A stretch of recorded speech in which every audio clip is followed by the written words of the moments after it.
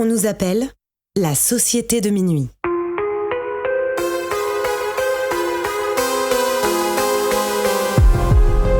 Séparément, on pourrait croire que nous sommes tous très différents les uns des autres. Nos passions, nos vies et nos histoires sont différentes. Nous ne fréquentons pas les mêmes écoles, ni les mêmes quartiers. La seule chose qui nous réunit, c'est d'avoir touché du doigt le surnaturel. Nous avons alors décidé de nous rassembler pour partager nos peurs, nos histoires bizarres et effrayantes.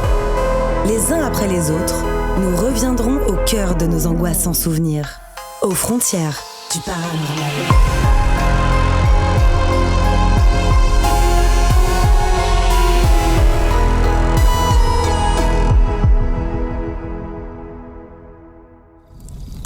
Si vous écoutez cet enregistrement, c'est bien parce que, vous aussi, vous partagez cette fascination pour l'étrange. Vous êtes les bienvenus, mais attention, préparez-vous à sortir de votre zone de confort, car les histoires que vous allez entendre se sont bel et bien produites. Lauriane est une enfant sensible et tournée vers les autres. Un jour, ses amis, passionnés par le paranormal, décident de l'emmener dans une boutique ésotérique. Alors que les pierres n'ont aucun effet sur elle, une seule chose l'attire irrésistiblement, un mystérieux jeu de tarot. Cette histoire s'intitule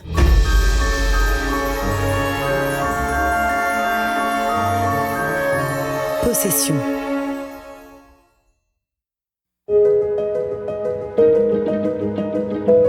Moi, je suis Lauriane. Je suis médium et voyante depuis pas mal d'années, mais officiellement depuis plus d'1 an. Et j'ai un peu une histoire de vie assez rocambolesque, on va dire, par rapport à ce que je suis devenue aujourd'hui et au métier que je fais. Quand j'étais enfant, j'étais une personne très très sensible. J'étais tellement sensible aux gens, aux émotions vécues par eux, que ça me faisait presque un trop-plein. Et quand j'étais en primaire, en début d'adolescence, j'étais tout le temps dans la tristesse, tout le temps dans l'émotion tellement forte que, au final, je savais pas ce qui m'arrivait. Et même mes parents, alors que j'avais une scolarité normale, j'avais une maison normale, tout était normal, ne savaient plus trop quoi faire de cette sensibilité. J'arrivais à un moment où je prenais tellement l'émotion des gens que j'étais même, on me pensait en dépression. J'avais des envies de suicide qui ne m'appartenaient pas, par exemple, parce qu'il n'y avait pas de raison logique. Et je disais à mes parents, je ne comprends pas. Mais je me sentais très mal. C'est avec le recul, en étant plus âgée, que je me disais, j'avais aucune protection à l'époque, je savais pas faire, je connaissais rien. Et je prenais les émotions des professeurs, des autres enfants, quand ça allait pas, je savais directement. Par exemple, tous les enfants qui avaient des soucis, et que je ne le savais pas, mais des soucis assez graves parfois, ça pouvait être vraiment des attouchements, des trucs que je ne le savais pas. Mais j'allais directement vers eux dans la cour de récréation et je sentais qu'il y avait besoin et je me mettais même en difficulté parfois, même un peu comme la paria avec eux, parce que j'arrivais pas à les laisser seuls. Enfin, c'est très bizarre parce que il y a une histoire de popularité quand on est enfant. À l'école, il y a les gens qui sont populaires et ceux qui ne le sont pas. Je passais vraiment parfois d'un groupe à l'autre parce que, par exemple, j'étais déléguée de la classe, etc. Mais il fallait, et je disais, je peux pas la laisser toute seule dans la cour. Faut aller jouer avec elle, ce genre de choses. C'est un peu des événements traumatisants parce que du coup, on me stigmatisait et on me mettait avec cette personne-là qui n'avait rien fait en soi. Et il y avait un truc de choix, je me souviens de choix en disant soit tu restes avec nous dans notre groupe, soit tu vas avec elle. Et je disais mais c'est quoi ce choix, c'est horrible.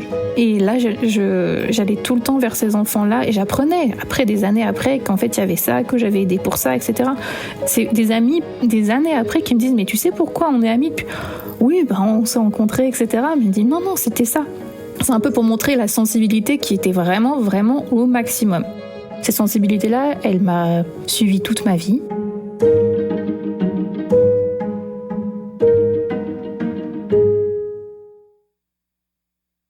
Ce qui m'amène aussi à parler aujourd'hui, c'est ma première expérience paranormale, qui est assez intéressante par rapport à mon métier, qui m'amène beaucoup plus tard dans ma vie. Donc je suis plus enfant, là maintenant je suis devenue étudiante. Je suis étudiante en psychologie, j'ai 19 ans et j'ai des amis qui sont plutôt versés dans le paranormal, je dirais.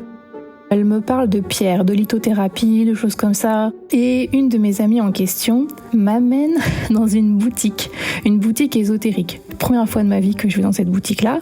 Elles me disent « Oh là, ça va te faire du bien, viens avec nous, etc. » Et je sais que l'amie en question qui m'amène là-bas, Elle a son père qui est thérapeute, chaman, enfin un gros truc. Et même, je trouve ça même impressionnant. Et je suis pas très à l'aise avec le sujet parce que elle connaît tout, elle sait tout. Enfin, c'est pas vrai, mais c'est une sensation que j'ai et je suis un peu dans l'admiration de tout ça. Cette copine me propose d'aller dans cette boutique parce qu'elle me dit oui, on va chacune prendre une pierre et le monsieur qui est dans cette boutique fait du pendule et du coup il saura quelle pierre pour vous. Et moi, je veux voir les pierres et rien ne m'attire, mais vraiment rien. Et je fais bon, mince et tout. En sachant qu'à l'époque, quand j'ai eu 16 ans, je suis tombée malade. J'ai toujours cette maladie d'ailleurs, qui me fait des douleurs partout, dans tout le corps, et qui est liée au système nerveux. Mais ça a importance peut-être pour plus tard, pour comprendre tout le monde. Donc vraiment, elle me dit, ça va trop t'aider cette pierre, et le monsieur avec le pendule va trop t'aider. Bon, j'y vais, le monsieur fait le pendule dans la petite boutique avec tout le monde autour, il me dit enlève ton téléphone, etc. Je sens comme si on m'arrachait, je pense que c'était mon aura, on m'arrache une part de moi et on le met à côté de moi. Et je trouve cette expérience absolument terrible, ça me met mal, et ça s'incorpore à nouveau vers moi, genre comme si ça me secouait et ça revenait à l'intérieur de moi. Et il me dit non mais je trouve rien pour vous, vous allez très bien. Et je dis non, c'est pas possible, etc. Mais je dis ça confirme mon ressenti. Et je vois les autres à côté, une qui en pleure parce qu'il lui trouve la pire truc, l'autre qui... Je me dis mince, j'ai un problème. Et moi dans cette boutique, la seule chose qui vraiment m'intéresse, alors que c'est pas du tout le même endroit et j'arrête pas de tourner dans la boutique, tourner, c'est le paquet de jeux de tarot de Marseille.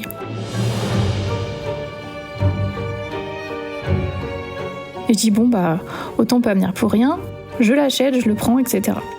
Mais je n'ai jamais tiré les cartes de ma vie, il n'y a que cet ami en question qui me dit « Ah oui, tu as pris un tarot de Marseille, oh là là, non, j'en ai un peu, mon père en fait, etc. etc. » Je rentre chez moi et je me réveille, je pense quasiment 1 heure après, sur le sol de mon entrée.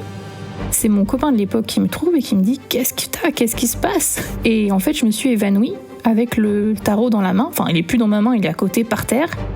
Et je ne sais absolument pas ce qui est arrivé, et je ne me souviens pas me sentir mal ni rien du tout. Je me réveille en étant complètement sonnée, vraiment dans les vapes, etc. Et je suis attirée par le tarot.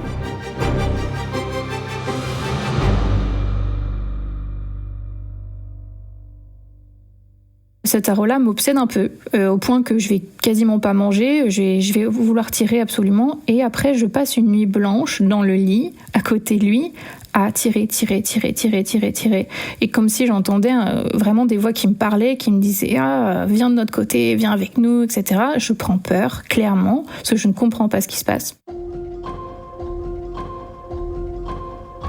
C'était la première fois de ma vie que je tirais toutes cartes, de manière générale, que je faisais ça. Mais j'étais comme possédée, comme prise par le truc, je sais pas ce qui s'est passé.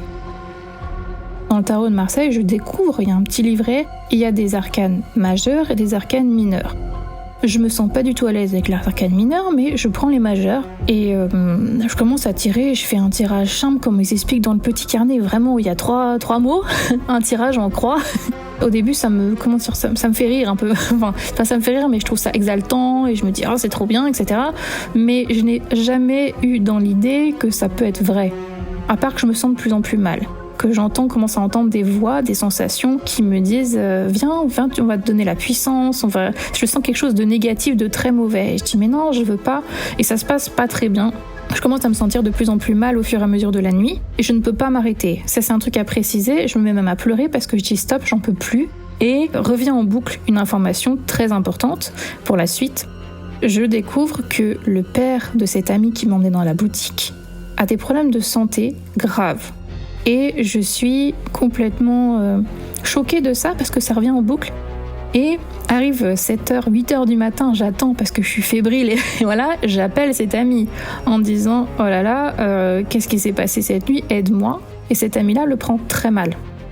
Et il me dit mais tu dis pas des choses comme ça, tu peux pas m'annoncer des trucs aussi horribles, t'y connais rien, comment tu te permets et tout. Puis je lui dis mais non, mais c'est n'importe quoi, c'est pas vrai de toute façon, puisque moi j'ai jamais fait ça de ma vie, c'est la première fois que je tire les cartes de ma vie, s'il te plaît aide-moi, toi qui as l'habitude, ton père est dans ce domaine, en plus tu peux lui poser la question, qui m'explique, qui m'aide, etc. Je lui raconte que je pouvais plus m'arrêter, que j'étais très mal, que j'ai pleuré, que j'entendais des voix, que je comprenais pas. Et elle me prend un petit peu pour une folle, mais en même temps, vu sa réaction, je me dis « Attends, il y a quelque chose pour qu'elle réagisse aussi fortement à tout ça, je comprends pas ». Impossible d'aller en cours. Le matin, je dors enfin. Et je me dis, bon, j'ai loupé une matinée de cours, vite l'après-midi, j'y vais, je mange vite et j'y vais. Le jeu me fait peur, clairement. Je le range, je le mets dans un coin, je le pose, je me sens pas à l'aise et je me dis, oh là là, elle a une réaction tellement forte que là, il faut plus que j'y touche et j'ai besoin absolument qu'elle me donne des informations.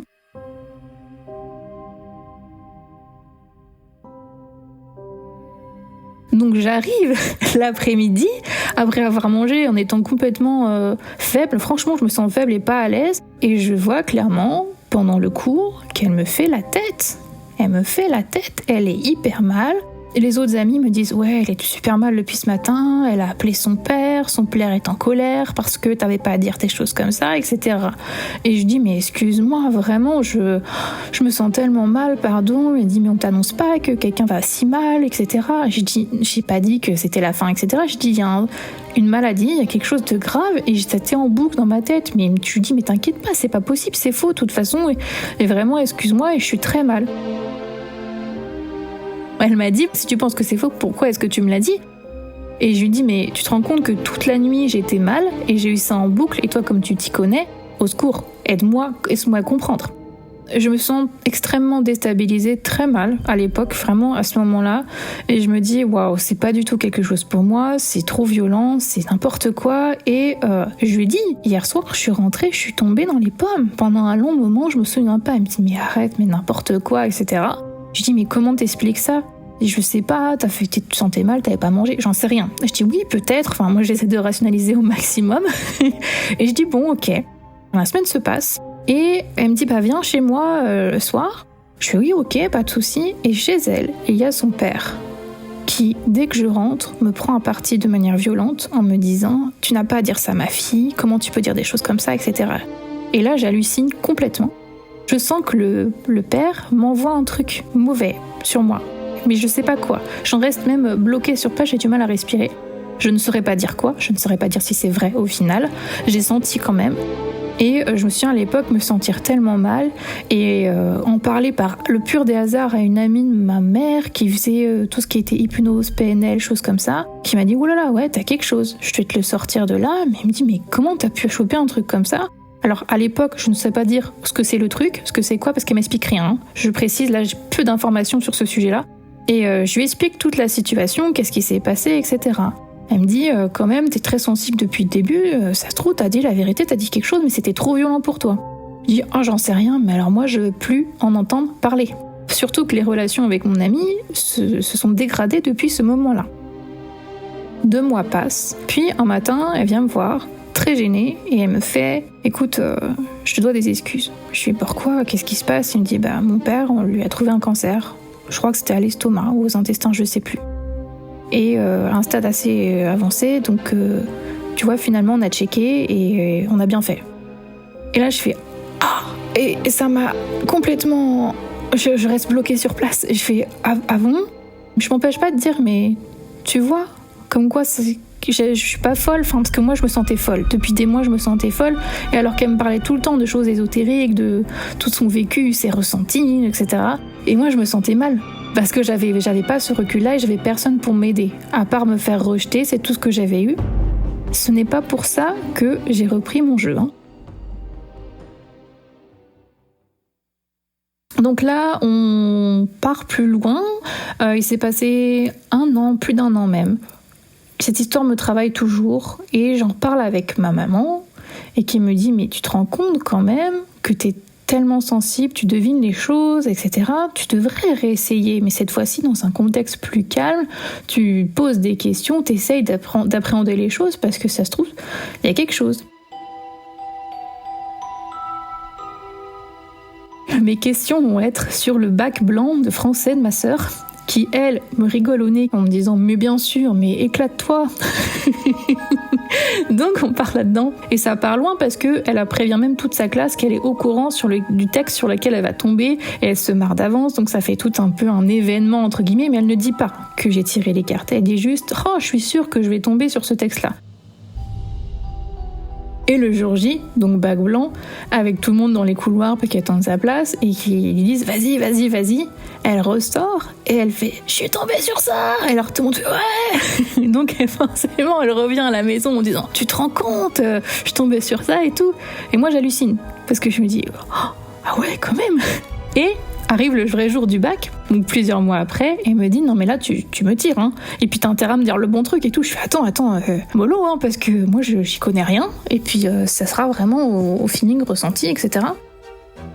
Je tire le soir et je tire le théâtre. À 6h du matin, le jour J, le lendemain, je me réveille en sursaut, alors que je n'étais pas censée me réveiller aussitôt, et me prend l'envie frénésie de tirer. Je vais tirer les cartes, et je tombe sur la poésie. Je l'appelle à 6h05 et je lui dis « Écoute, c'est pas le théâtre, c'est la poésie ». Alors elle m'insulte au téléphone en disant « Quoi ? Mais j'ai révisé jusqu'à 2h du matin le théâtre et tout ». Je fais « Ça vient de changer, c'est comme si l'examinateur avait changé en se réveillant ce matin et que c'était pas ça ». Et du coup, elle y va et elle est effectivement tombée sur la poésie. Un truc de fou. Et là, je commence à me dire « Waouh ».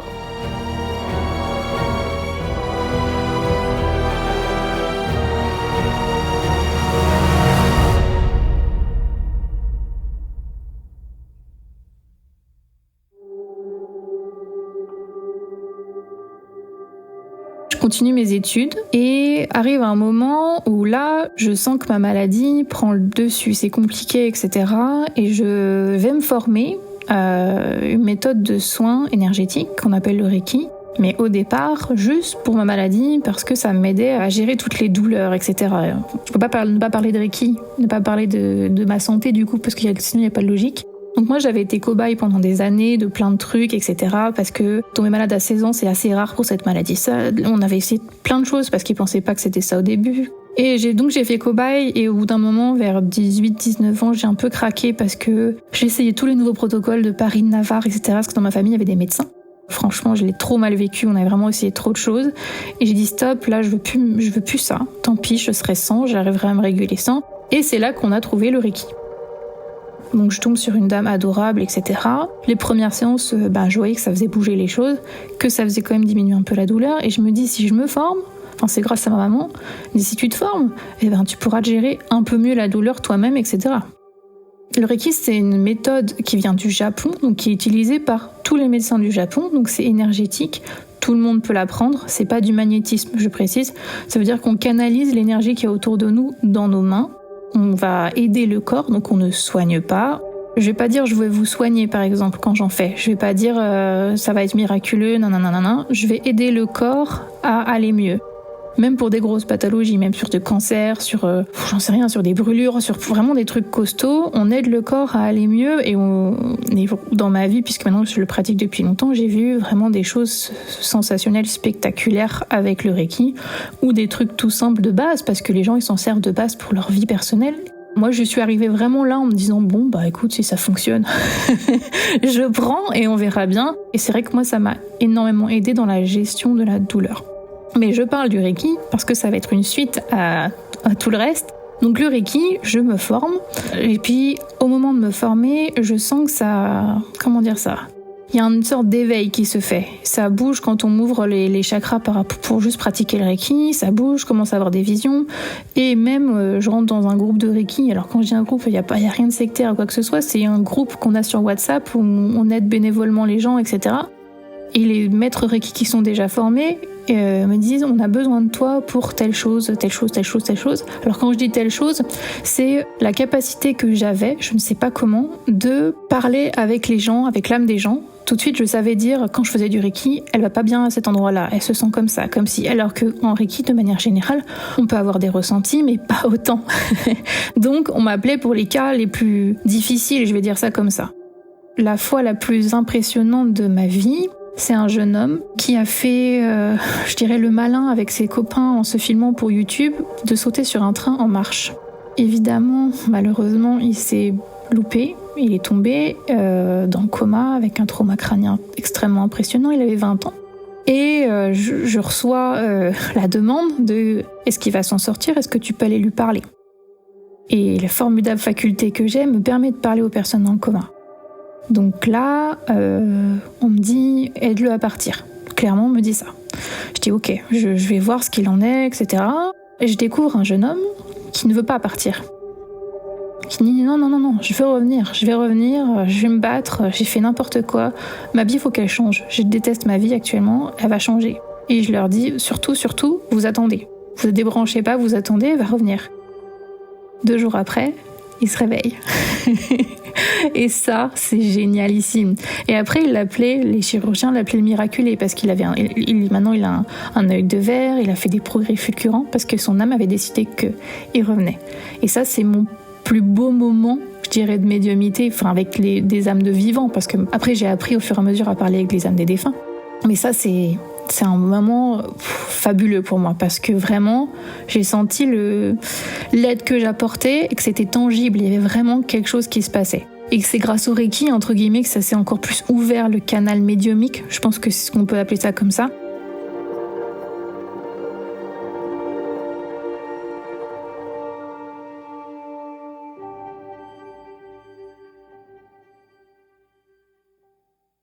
Concernant le tarot après le Reiki, il y a un changement radical. Avant, je devais forcer pour faire le tarot, comme si je prenais des petites routes en fait. Et avec le Reiki après, c'est comme si c'était l'autoroute. Les réponses viennent beaucoup plus facilement. J'ai pas l'impression de devoir lutter. Ça s'ouvre encore plus. J'y arrive mieux et j'expérimente plein de choses fascinantes. Par exemple, la découverte de mes guides spirituels. Moi, je travaille avec les archanges.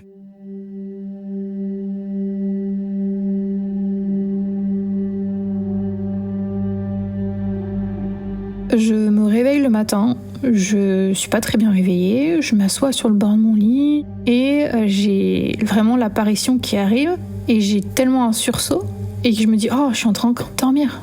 Mais je sens que ça frissonne à l'intérieur de moi, qu'il y a quelque chose, il y a une réaction et je me dis « Je suis en train d'halluciner ». Et je me rends compte que non, quand l'archange Gabriel me dit tu ferais une liste de choses en disant « Il va t'arriver ça. » Elle me fait vraiment la liste, mais en remontant jusqu'à très loin, jusqu'au fait que je vais avoir un fils qui sera un peu spécial. Et j'ai eu ce fils que l'année dernière. À l'époque, je devais avoir 20 ans, donc là j'en ai 32. Et toutes les choses se sont passées, mais vraiment jusqu'au bout, je peux pas nier, tout s'est passé. Et il me dit, tu vas faire ce métier, pas ce métier-là, mais il me dit, tu vas devoir faire ça pour aider les gens, tu vas devoir faire la voyance, tu vas devoir aider les âmes à passer de l'autre côté, tu vas devoir, etc. Et au début, je dis non, non, ça me paraît trop fou, c'est pas possible, etc. Et je dis, déjà, faudrait que tout ça arrive et puis on verra. Sauf que les choses qu'il m'a dit commencent à arriver. Donc ça aussi, c'était un moment dans ma vie assez impressionnant où je vois un ange arriver devant moi et je me dis que je suis en train de rêver, pas du tout. Donc là, je fais ok, d'accord. Et là, dans les séances de Reiki que je fais, je vois les archanges venir et m'aider en plus. Faire des choses en plus que le Reiki ne ferait pas. Accélérer les guérisons, etc. Donc mes soins énergétiques deviennent... puissant, si tu veux, je sais pas comment expliquer, très puissant. Et là, on passe dans une autre dimension où là, on me demande de l'aide pour des trucs vraiment plus costauds, des opérations, des gens avec des problèmes cardiaques très très difficiles, bref, plein de choses comme ça. Donc, je fais un peu une ascension à ce niveau-là de plus en plus, en sachant que je fais toujours mes études et que je les arrête parce que je me trouve plus en phase tellement je fais d'autres choses et que je deviens thérapeute pour le Reiki. Sauf que je ne suis toujours pas en phase avec moi-même parce que je mets de côté tout ce qui est voyance, énergie, toutes les choses, médiumité, parce que j'en ai un peu honte. Et dans ma famille, c'est compliqué parce qu'ils sont toutes plutôt de scientifiques et très terre à terre, etc. Donc on me dit oui, ton truc, voilà. Donc je le cache un peu, j'arrive pas à l'assumer, à dire aux gens oui, je fais ça, je suis voyante, je suis médium, etc. Je mets énormément de temps à faire ça. La preuve, ça fait qu'1 an que j'ai vraiment officiellement cette casquette-là et que je suis déclarée, etc.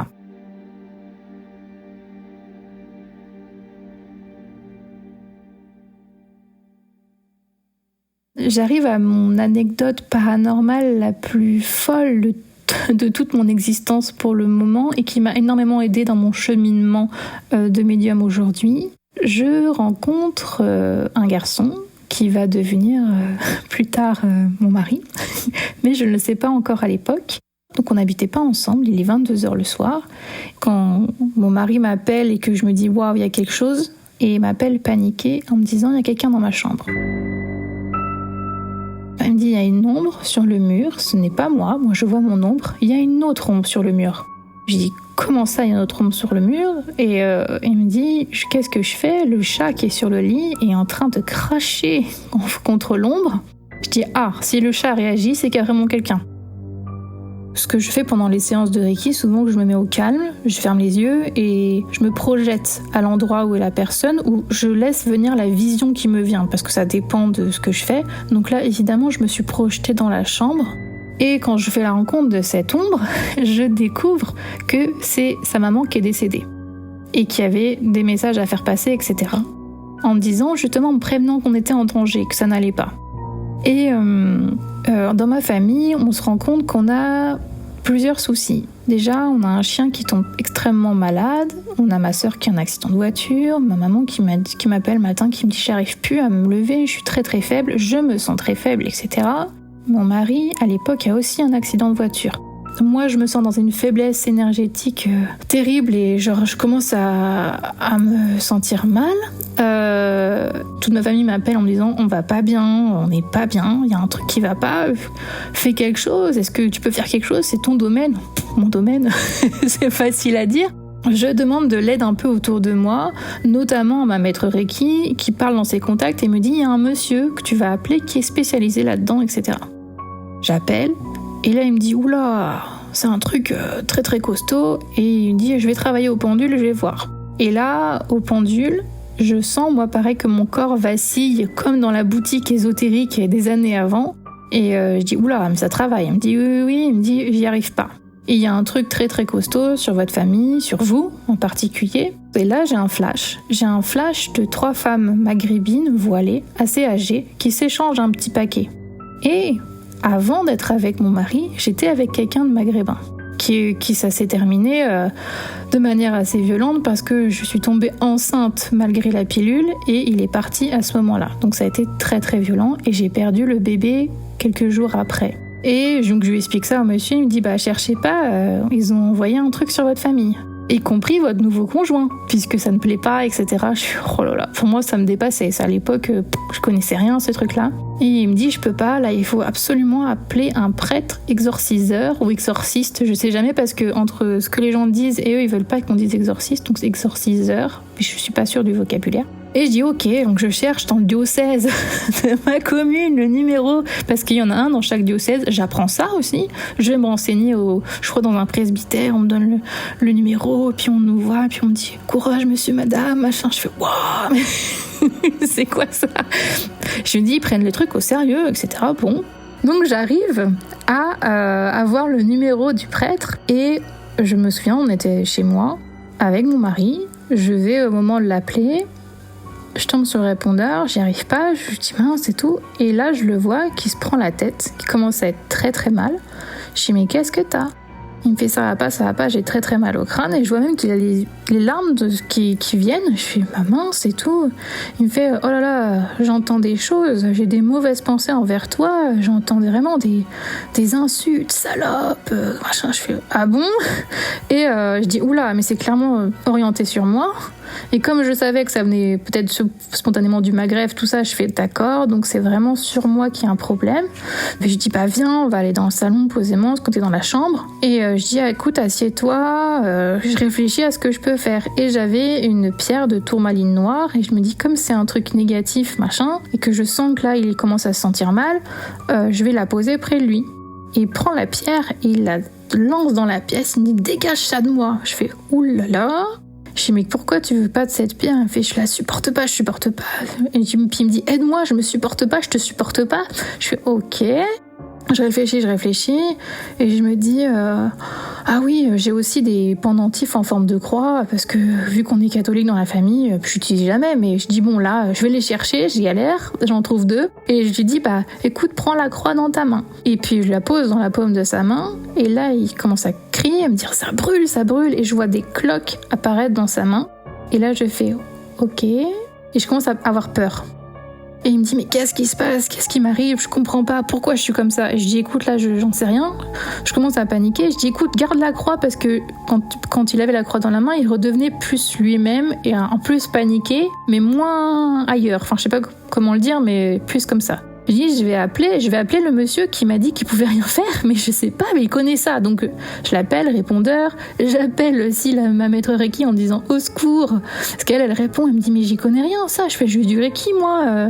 Donc, elle demande, elle était avec des amis qui sont dans le domaine, elle demande. Donc, on me passe une autre personne qui ne sait pas non plus et qui raccroche parce que le réseau commence à plus fonctionner. Je finis par appeler ma maman, tellement par réflexe, en me disant, qu'est-ce que tu me conseilles ? Elle me dit, j'ai un truc qui me vient. Va prendre du gros sel et mettez votre photo, c'est une photo de vous deux dedans. Ça peut déjà calmer les choses, normalement c'est une bonne protection. Je fais ah oui, c'est pas bête, et le téléphone se coupe. Plus de réseau.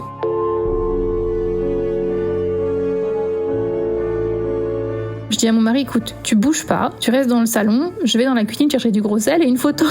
Donc je vais dans la cuisine, je fais ça, je mets la petite photo, c'est un truc de photomaton, donc je mets dedans. Je reviens.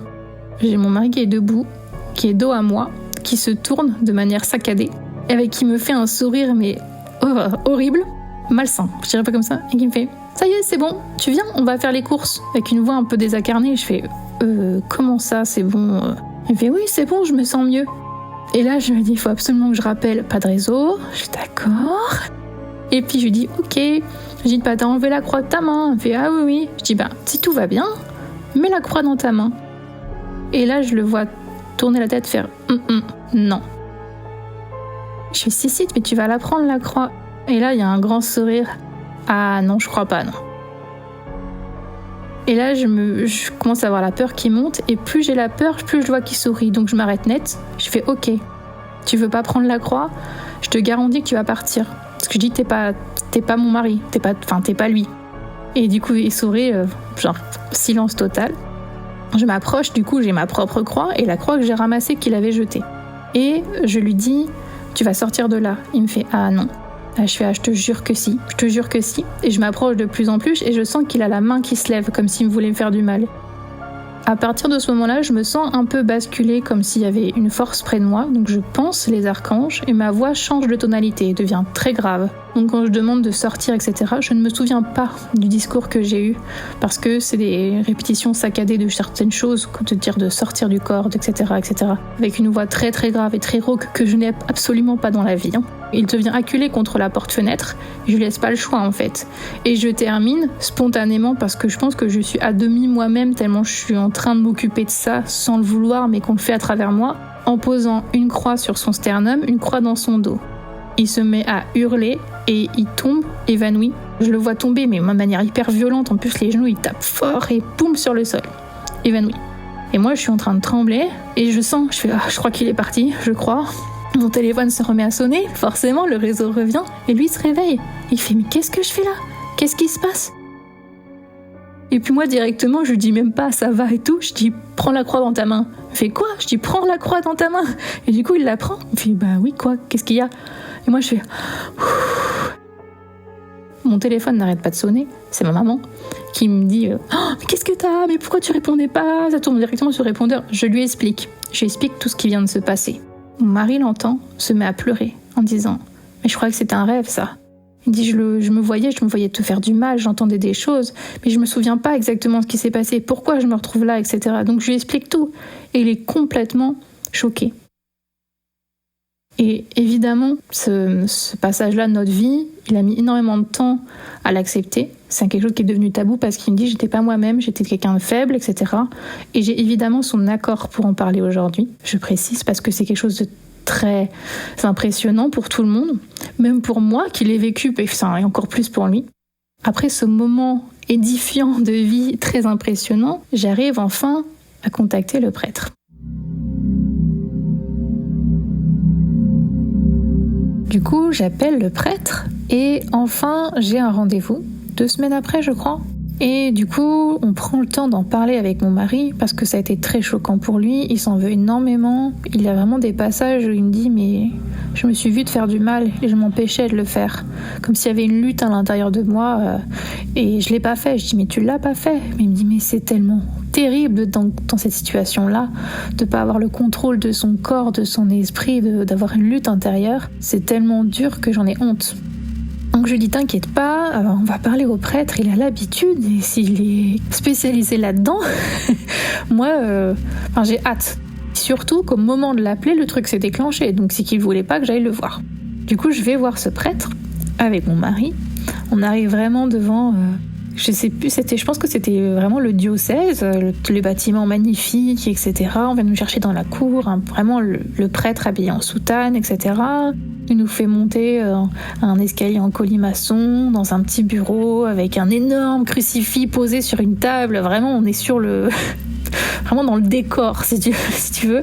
Et je me sens au début à la fois impressionnée et rassurée en me disant ça y est, on va m'expliquer ce qui s'est passé, on va m'aider et surtout on va lui enlever à mon mari cette chose, je sais pas ce que c'est, il faut que ça s'arrête sur ma famille, il faut que ça s'arrête. Et le prêtre, curieusement, on commence à parler de ça, il nous arrête net, il dit non mais vous êtes ensemble ? Je dis oui, mais vous n'êtes pas mariés.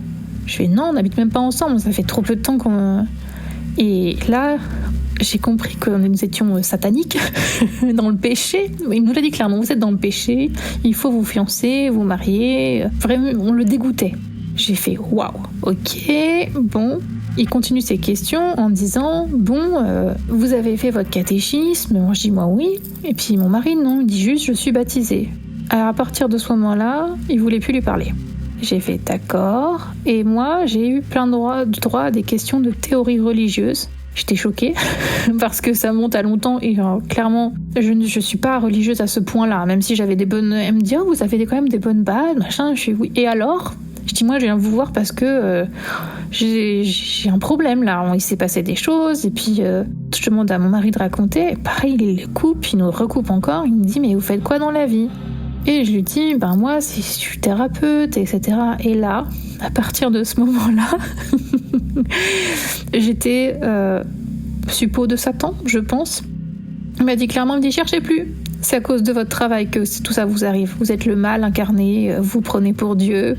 Et commence à avoir une discussion assez houleuse où moi je me mets clairement à pleurer.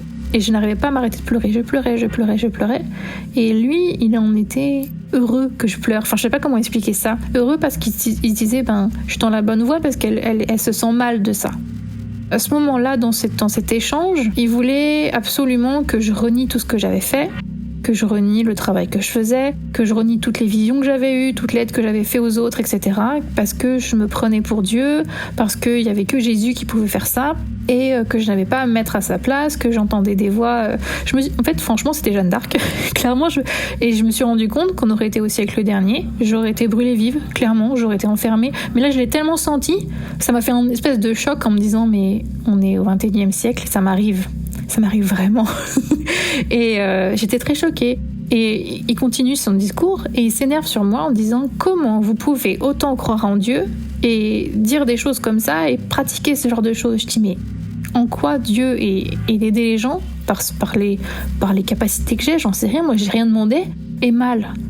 Et du coup il dit mais c'est pas à vous de le faire, vous prenez pour je sais pas qui, etc.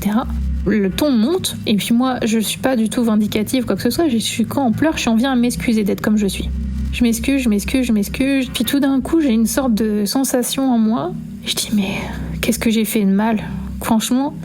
Et je m'arrête net, je reprends le dessus sur moi-même, et je le regarde en face et je lui dis, écoutez, c'est simple. Si Dieu ne veut pas que je fasse ce que je fais, qu'il me l'enlève maintenant. Et je dis avec une voix tellement sûre de moi, il en reste bouche bée, et il me fait, ah! Mais c'est bien ça, c'est exactement ça, c'est ça qu'il faut dire, c'est ça et tout. Je dis oui, tout à fait. Je dis, si vraiment c'est très mal ce que je fais, il n'y a pas de souci, il me l'enlève maintenant. Et je le répète. Et là, il s'arrête de m'invectiver dans tous les sens. Il me dit c'est très très bien, on va réciter un Notre Père ensemble, et puis on va réciter un Je crois en Dieu aussi, on va se tenir les mains, je vais vous purifier, machin, tout. Et il me dit pendant toute la durée de l'entretien, je connais des gens spécialisés pour enlever le mal, Satan en vous, enfin vraiment le truc, je vous enverrai le numéro, je vais les prévenir et tout.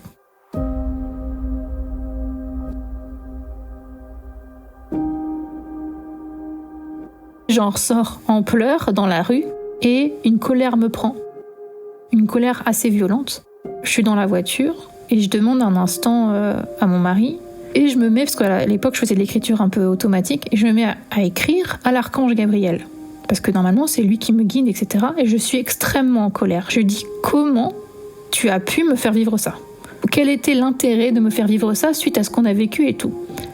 Et il me dit, mais pendant tout l'entretien, tu t'es renié. T'as pas arrêté de dire que non, que tu t'es désolé, etc. Et à la fin, tu as assumé ce que tu faisais, ce que c'était, d'aider les gens. Tu devais passer par là, dans ton cheminement personnel pour ton métier plus tard. Tu vas voir, tu vas faire ce métier-là. Moi, je dis à l'époque non. Je dis non, là, ça m'a bien... Hein. Il me dit, bon, maintenant, c'est clair, je te transmets une prière, tu devras la donner à toute ta famille. Il faudra la répéter 3 fois, à haute voix, et ça sera terminé, il n'y aura plus rien. Je dis, non, mais tu plaisantes, pourquoi tu m'as pas donné ça avant ? Il me dit, parce que tu devais vivre ça. Ok, donc je reçois la prière, je la donne à tout le monde, tout s'est arrêté. Mais tout.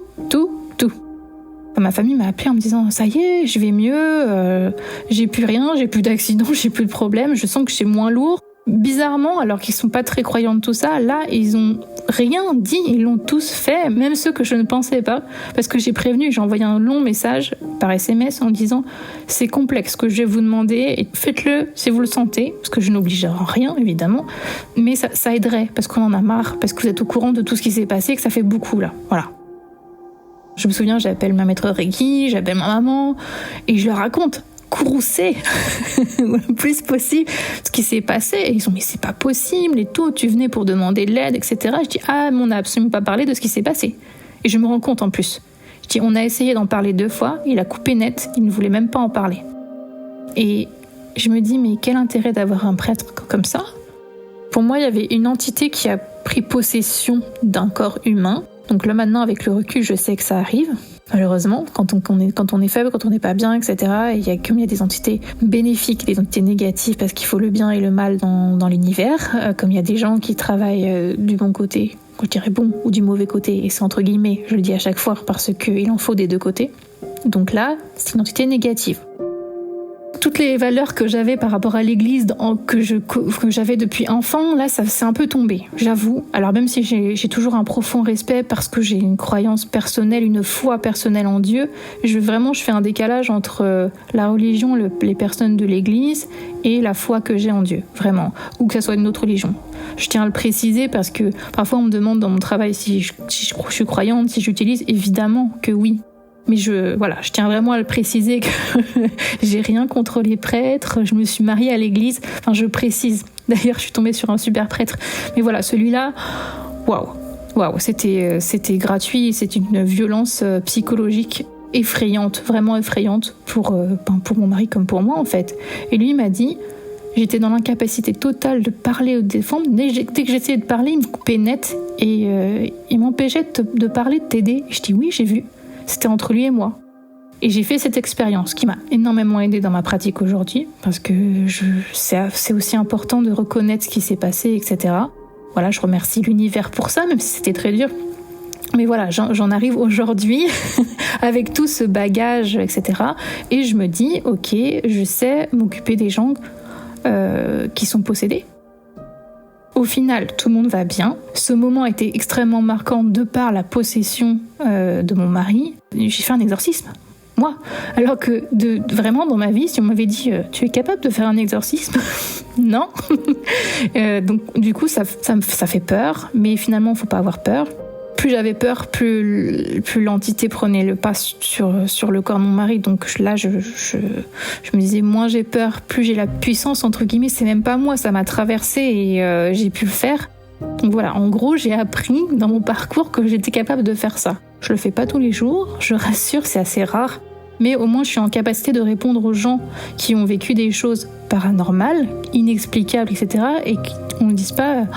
on m'a pris pour un fou, on m'a pris pour une folle, parce que les 3/4 du temps, c'est ça. Je parle de choses avec les gens qui sont vraiment de l'ordre de l'au-delà, de l'invisible, etc. Et avoir une écoute, avoir quelqu'un, c'est comme là avec le podcast. Heureusement qu'il y a ce podcast qui existe, parce que du coup, on peut parler, exprimer toutes ces choses et de dire oui, c'est vraiment arrivé, oui, je le partage aux gens. Même si parfois, on n'a pas toutes les réponses. Moi-même, je les aurais jamais toutes, mais voilà.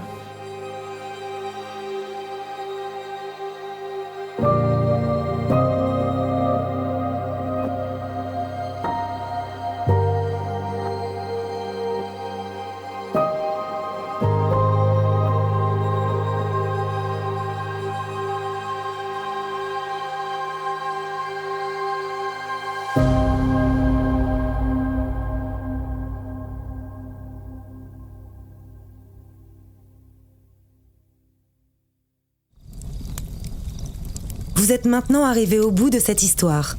Avant de partir, venez me dire ce que vous en avez pensé en laissant un commentaire sur votre plateforme d'écoute préférée ou sur Instagram. Et n'oubliez pas, si vous aussi, vous avez le courage de vous plonger dans vos souvenirs les plus étranges, prenez contact avec moi, venez me raconter vos histoires et vous ferez vous aussi partie de la Société de Minuit.